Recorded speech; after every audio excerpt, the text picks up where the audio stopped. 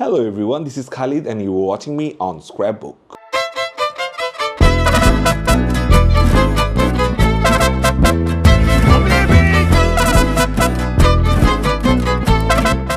So this is the second part of Thailand vlog এবং আজকে আমরা যাব হচ্ছে ফিফি আইল্যান্ড ঘুরতে। 13 তারিখ সকালবেলা আমরা ফেরি ধরে ফিফি আইল্যান্ডের উদ্দেশ্যে রওনা হই। আস্তে আস্তে সমুদ্র গভীর হচ্ছে এবং সমুদ্রের পানির রঙও আস্তে আস্তে বদলাচ্ছে।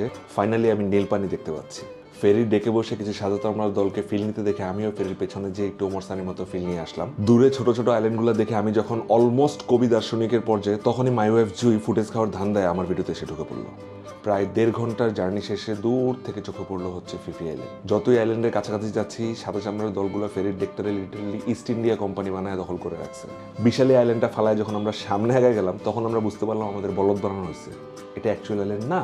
ফাইনালি আমরা ফিফি আইল্যান্ডের জেটিতে নামলাম এবং এরকম একটা কান্ট্রি বোট আমাদেরকে নিয়ে রওনা হলো হচ্ছে দ্য কোভ ফিফি রিসোর্টে। প্রথমবার এত সুন্দর পানি দেখে আমি ওমরসানির মতো শুয়ে এবং মাই ওয়াইফ জুই মৌসুমীর মতো পোজ দেওয়ার লোভ সামলাতে পারলো না।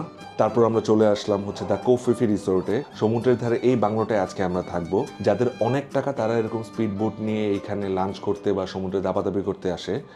আমরাও সমুদ্রে কিছুক্ষণ দাপাদাপি করে দেন চলে গেলাম লাঞ্চ করতে। খাবার খারাপ ছিল না, বাট দামটা একটু বেশি। এরপর বিকালে চলে গেলাম হচ্ছে এই শান্ত বিচটা এনজয় করতে, যে কারণে আমাদের এই রিসোর্টটা চুজ করা। সন্ধ্যায় খুবই সুন্দর লাগতেছিল রিসোর্টটা। খালি বিচ পেয়ে মাই ওয়াইফ যে আবারও ফুটেজ খাওয়ার ধান্দা আমার ক্যামেরার পিছনে ছোটা শুরু করলো। পরে ভাবলাম দেই একটা অ্যাস্থেটিক ভিডিও বানাই দিই।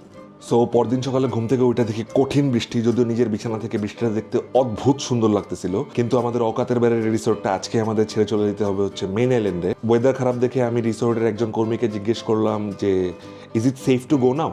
She said yeah. দেন আমি আবার জিজ্ঞেস করলাম it is not safe right? সে আমাকে আবার বললো ইয়া। বড়দের মতো তাকাই থেকে আমরা আল্লাহর নাম নিয়ে চলে গেলাম মেইন আইল্যান্ডে। ফিফিতে কিন্তু কোনো ট্রান্সপোর্টেশন নাই, সো আপনার যেখানে যেতে হবে পায়ে হেঁটে যেতে হবে। যদিও মাইল 20 পায়ে হাঁটার পর যখন হোটেল রুমে গেলাম, হোটেল রুমটা দেখেই মনটা ভালো হয়ে গেল। মনে হচ্ছিল যে হোটেল রুম থেকে সমুদ্রে ঝাঁপ দেওয়া যাবে। একটু পরে আমরা বের হয়ে গার্লিক 1992 একটা রেস্টুরেন্ট আছে, যেটা ফিফির ওয়ান অফ দ্য ওল্ডেস্ট রেস্টুরেন্টের মধ্যে একটা। সেখানে আমরা লাঞ্চ করতে গেলাম।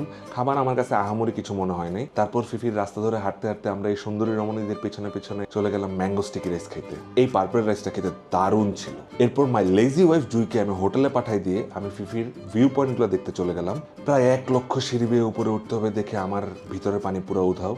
কিন্তু এখন তো হোটেলে ব্যাক করা যাবে না, ইজ্জতের প্রশ্ন।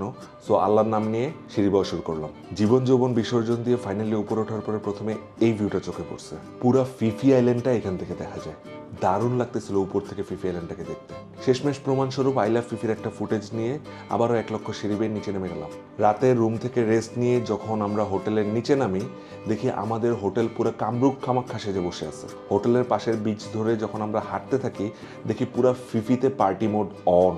একটু আগাতেই দেখি আমার সৌদি প্রবাসী বন্ধু আলাল এক ঢোক রুয়াবজা খাওয়ার আশায় শালা আগুনের ভিতর দিয়ে দড়ি লাফ খেলতেছে। এটা দেখে আমিও ইন্সপায়ার হয়ে আমার বন্ধু আলালের জন্য আরেক ঢোক রুয়াবজার ব্যবস্থা করে দিলাম। আরেকটু সামনে আগাতেই দেখি ট্রাম্পের বংশধররা আগুনের নিচে চ্যাংদোলা খাইতেছে। এটা দেখে মাই ওয়াইফ জুইকে ইমপ্রেস করার জন্য আমিও একটু খাত্রই খেলে মেরে দিলাম। আমাকে দেখে ইন্সপায়ার হয়ে আরবো ভাইরাস ফ্রেন্ড থাই ব্রুসলিও দেখি শুরু করলো আগুন নিয়ে খেলা। হঠাৎ দেখি সে তো একা না, পুরা থাই ব্রুসলির বংশধররা এসে এখানে আগুন নিয়ে খেলায় মগ্ন। আমার কি, আমি তো ফ্রিতে বসে বসে খেলা দেখতেছিলাম। একজন তো প্রায় আমার কাছে এসে তার অস্ত্র ধরাই দিচ্ছিল। আমি বললাম না, খালিদ তো ছোট অস্ত্র দিয়ে খেলে না। রাতে এই পুরো মাছটা সাবার করে দেন আমরা হোটেলে যাওয়ার পথে আমার এক ছোট ভাইয়ের সাথেও আমার দেখা হয়ে গেল।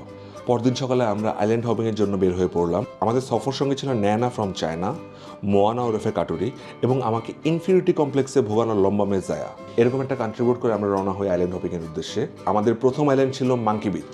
মানুষ জায়গায় বান্দর ছিল, এটা এই বিচে আইসে আমি প্রথম প্রমাণ পাইলাম। এই বিচে বান্দরকে গুতানো ছাড়া আর কোনো অ্যাক্টিভিটি নেই। কিছুক্ষণ বান্দরদের গুতাগুতি করে আমরা চলে যাই হচ্ছে ভাইকিংস কেভ দেখতে। সেখানে আমাদের মাঝি আমাদেরকে নামাই দিয়ে বলে 30 মিনিটস ফর স্নর্কেলিং। নামার পর আমরা দেখি এত পুরো মাছ সমুদ্র। বিচির লাইফ জ্যাকেটের উপর দিয়ে ভাইসা পালে নৌকায় উঠে যায়। 10 মিনিট ওখানে থেকে আমরা চলে যাই হচ্ছে ফিলে লাগুন দেখতে। ফিলে লাগুনে পানির গভীরতা খুবই কম, সো ওইখানে আপনি আরামসে গোসল করতে পারবেন। কিন্তু ওইখানে কোনো সামুদ্রিক মাছের বংশধররা না থাকায় মাঝি যদি বলে আপনাকে ওইখানে স্নর্কেলিং করতে দিবে তাহলে ওর এই ফাও কথায় আপনাকে কান দিয়েন না প্লিজ। আধা ঘন্টা ফিলে লাগুনে দাপাদাপি করে আমরা চলে যাই হচ্ছে থাইল্যান্ডের সবচেয়ে সুন্দর বিচটা দেখতে, দ্য মায়াবে। যে দেখি লক্ষ লক্ষ মানুষ জঙ্গলের ট্রেল ধরে মায়াবে দেখতে যেতেছে। বিচে যে মাই ওয়াইফ জুয়ের একটা অ্যাস্থেটিক ভিডিও বানাই দিয়ে বললাম না এবার শাহরুখ খানের ভিডিও করো। I love you, Kiran. Video শেষে আমরা ক্যামেরায় না তাকানোর ফেক ভান করে এবং মানুষকে খালি মায়াবে দেখানোর ভুল ধারণা দেওয়ার জন্য এরকম একটা ভিডিও বানাইলাম। পরে চিন্তা করলাম সত্য তিতা হইলেও দেখানো উচিত। মায়াবে ঘুরে শেষে আমরা আমাদের কান্ট্রি বোর্ড করে আবার চলে গেলাম মেইন আইল্যান্ডের দিকে, কারণ বিকাল 3:30 আমাদেরকে ধরতে হবে ক্রাবি যাওয়ার ferry. See you in the next video.